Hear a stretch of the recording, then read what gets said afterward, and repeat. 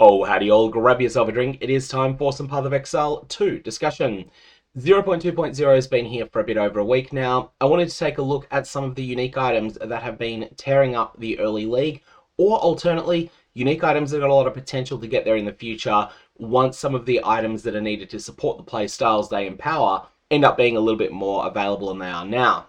Now, this video is going to primarily focus on things that are more accessible. I'm going for a mixture of rarities, but only two of these are genuinely expensive items, and I'll be putting those ones right at the end.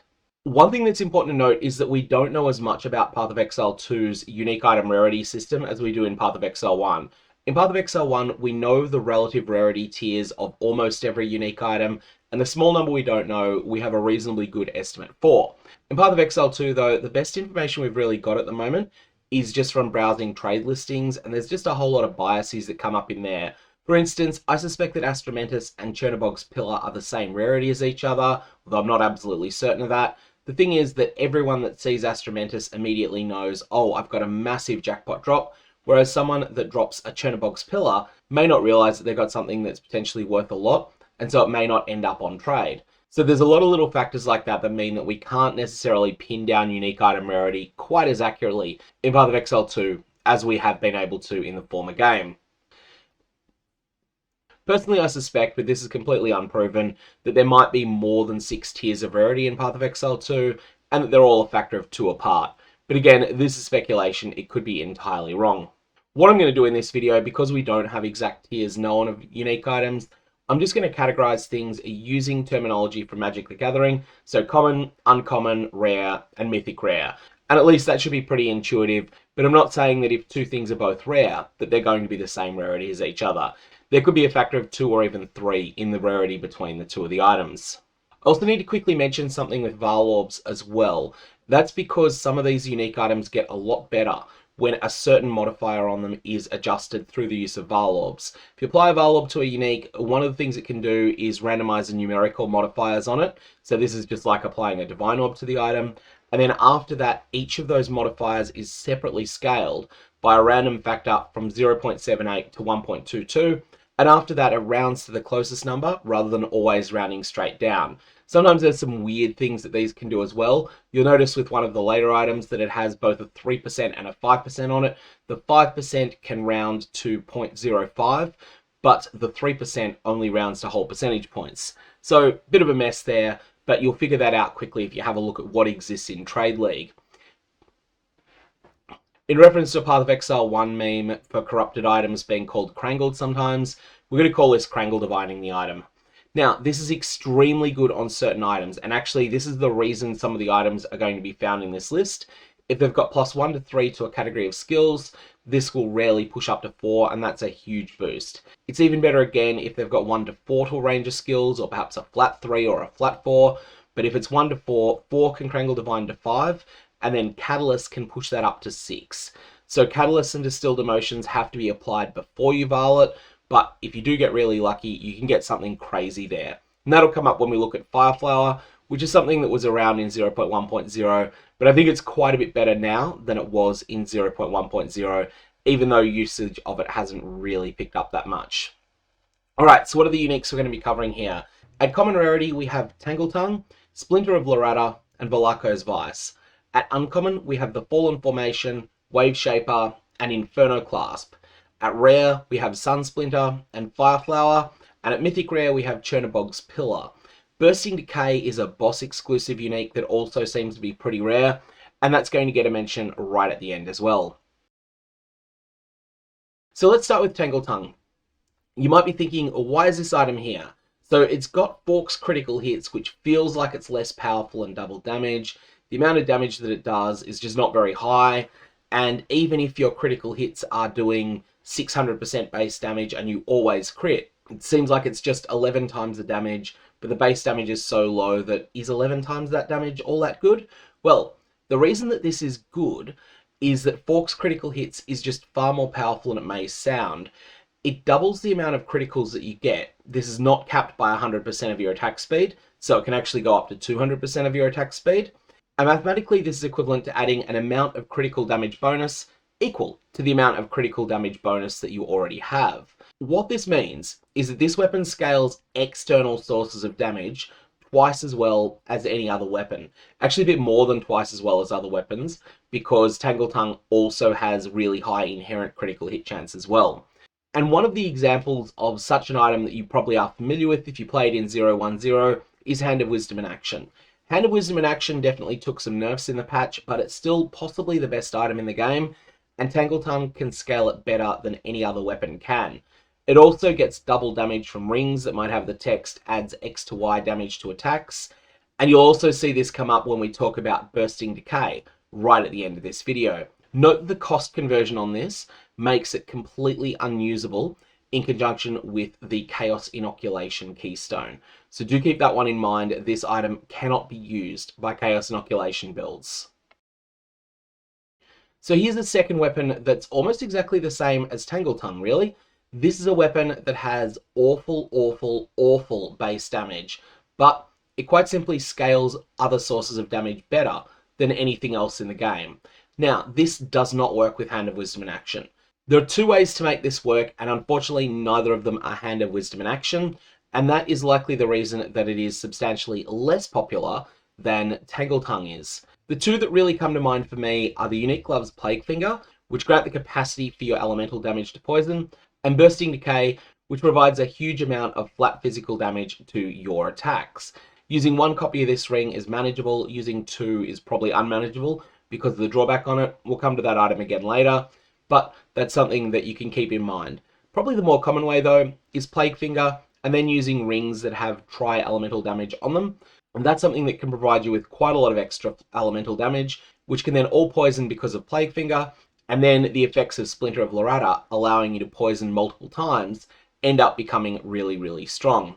Now, as well as this, if you're an Amazon, there are now runes for 110 accuracy as well. So if you've taken the Amazon's Penetrate node, then you'll be able to use that effectively. Alternately, if you're not playing as an Amazon, but you are using Plague Finger, then you probably want to use greater storm runes inside your Splinter of Loratha. They simply have more damage than the other two greater elemental runes, or for that matter, any of the physical damage runes. Rounding out the common items, we've got Valako's Vice. Valako's Vice is what I term a Goldrum. This is an item that's basically never best in slot, but it's pretty much better than anything under about 2 Divine Orbs. It's perfectly fine to use even if you don't care about the one hard to get mod on this. So there's that 100% of your fire damage is converted to lightning damage. That's an effect that you probably don't care about on a lot of builds. The reason you're using this is because the attack speed, the strength, the dexterity, the lightning resistance, these are probably all stats your character needs, and Valako's Vice just provides a lot of them.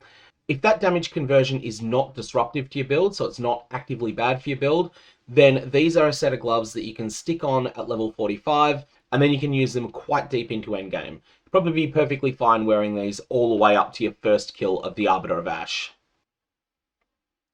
We're going to jump up to uncommon rarity here, and we're going to start by looking at the Fallen Formation. This is something very specific. Valako's Vice is what I term generic good stuff. It's a lot of stats that are good on pretty much any build. Fallen Formation is completely different. This is something that takes something you probably aren't using, banners, and it transforms the way they work, but it transforms them in a way that makes them much better. There's a great trade-off here. Might seem like it's severe, -20 to maximum Valor, or -16 with a Fortunate Krangle Divine, but banners always having maximum Valor is huge. This can grant extra damage, or it can grant extra defense, and it just grants a lot of it. And because this is only uncommon, it is something that in Trade League, you can definitely chase a really, really good corruption on this, and it's pretty realistic to hit it. Unlike some of the things that are rarer later on that become a lot harder to get a perfect corruption on.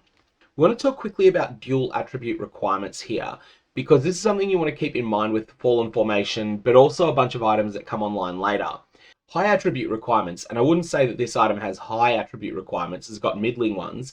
They can be quite oppressive if they're on hybrid bases. What I mean by that is when you've got a base that has a high strength and a high dex requirement simultaneously, chances are your build is focusing on getting at least level 17 gems in one category. So you might be going level 17 strength gems, and then after that, you've then got to find a little bit of dexterity if you want to use the Fallen Formation. However, these are much more oppressive if one half of them is intelligence. That's because intelligence gems tend to scale a lot more with the amount of intelligence that you've got, i.e. the amount of gem level that you can support. And so, if you had something that was a strength int base instead, then chances are someone using it might be wanting to have level 20 int gems, and in that case, the strength requirement can actually be much more oppressive than it looks. The primary reason we're talking about this, though, is not Fallen Formation, it's Waveshaper. Waveshaper has a 59 strength requirement, alongside you likely wanting 204 intelligence in your build as well. So that starts to be a little bit more difficult to manage than it was with the Fallen Formation. All that said, Waveshaper does a couple of things really, really well.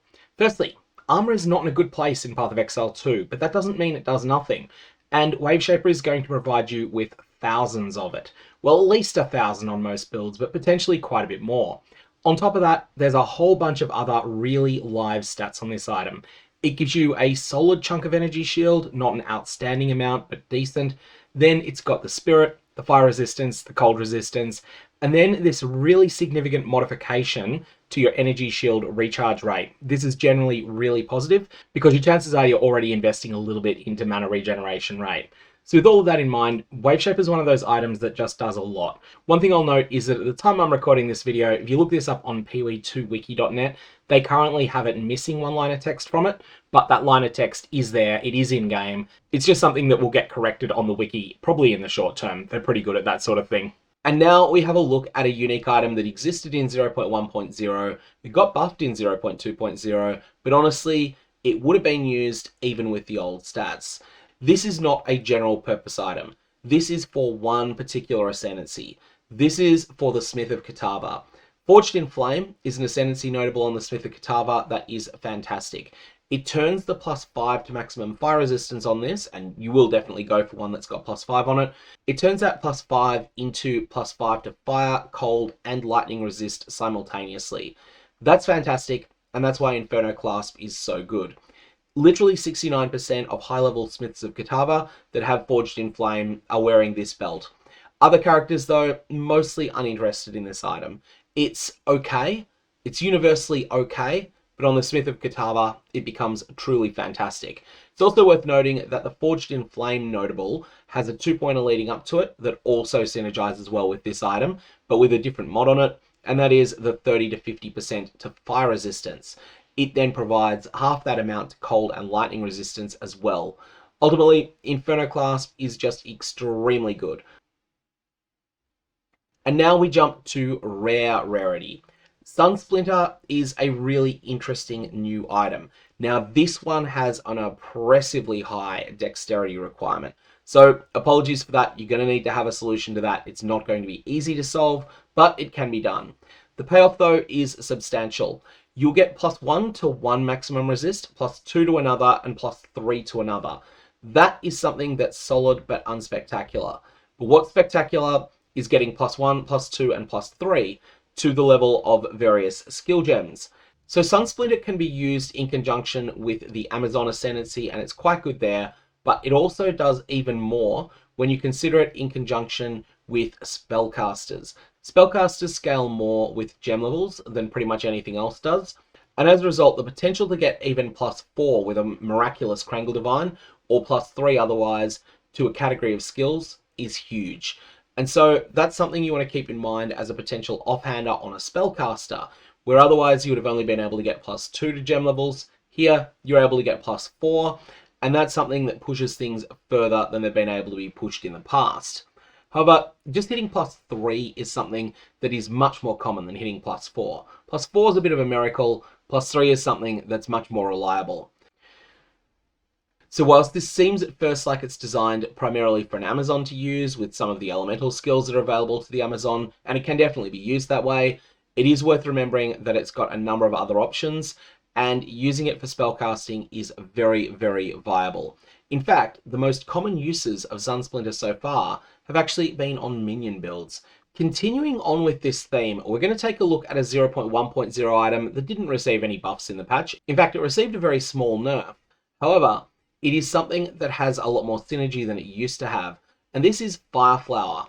The reason I'm bringing Fireflower up here is that it gains quite a bit from the existence of Sunsplinter. Sunsplinter is something that provides more gem level boost to fire spells than has ever been possible in the past. Fireflower provides exactly the same thing. The other thing I really like about Fireflower is that it has a lot of synergy with Valako's Vice. Remember, Valako's Vice converts all your fire damage to lightning damage. Lightning damage is inherently better than fire damage is. It has a better ailment attached to it. Shock is generally more impactful than Ignite. And also, Fireflower punishes Ignites, but that's not the case if you are instead working up to shocking those enemies. So whilst you could manage Fireflower's drawback in the past, there were other ways to convert damage, for instance, they weren't quite as strong as what's available now. Now, if you have fire quality on this, it can Krangle Divine all the way to +6, but you will need to apply both your quality and also your distilled emotions before every attempt. And I believe it to be 1 in 72 to hit that perfect +6 on this. So not something that's likely to happen very often, but it definitely can. And we exit the realm of rare items now, and we jump up to mythic rarity with Chernobog's Pillar. This item I suspect to be the same rarity as Astramentus, could be off by a factor of 2 or 3 there, but whatever the case, I know this is not a common item at all. This is what you want a shield to be. This is something that provides a number of really useful defensive stats in the form of resistances, but they're still really good. And then on top of that, it provides you with a way to simultaneously scale offense and defense. Anything that you do on your character that scales your chance to block is suddenly going to be providing you with a big chunk of extra damage. This item is fantastic on its own, and it can be used alongside the Keystone Glancing Blows. I think that's probably the best use for Chernobog's Pillar, but this item is still being figured out because ultimately the supply of them is really small. And ultimately, a lot of people haven't really thought about this item yet because it wasn't as hyped pre-league as something like the Deepest Tower was. And the very last item that we've got here is a boss exclusive drop. Now this drops from the Pale Angel in a Corrupted Nexus. As a result, it's pretty rare at the time I'm recording this video. That said, we'll have to see how rare it remains over time. Sometimes a unique item that comes from a boss can end up flooding the market once a lot more people are fighting that boss. Now this item is rare and it Krangle Divines extremely well.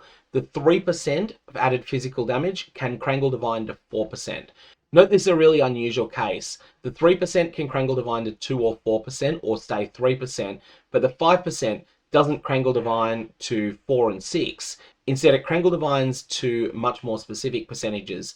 Things like 4.3% if you get lucky, or 6.1% if you get very, very unlucky and get a maximum possible roll on the drawback. Now the life loss on this is substantial, especially given that you're going to want to be playing this on a character with a lot of life. However, the payoff is just really, really big on this. Remember the 2 weapons we started with, Tangletongue and also Splinter of Loratha? This is perfect for both of those. It addresses their weaknesses really well, provides a big chunk of extra damage there. This is something that I think we'll see more and more uses of as the league evolves, because it's something that's hard to build around, and it's also something that wasn't teased before the patch went live, which means that people haven't really built around this item specifically. But there's a lot of power there, and it's an item that does something inherently strong, whilst also having a few other useful stats on it. Chaos resistance, you got to get it somewhere, and that's a lot of it. Rarity, always strong to have. Anyway, that's the last of the uniques, a bit more speculative one to finish on because people haven't yet proven this to be effective, but the power is definitely there, and I expect that this item will see quite a bit of use over time. May your Vaal Orbs have interesting results.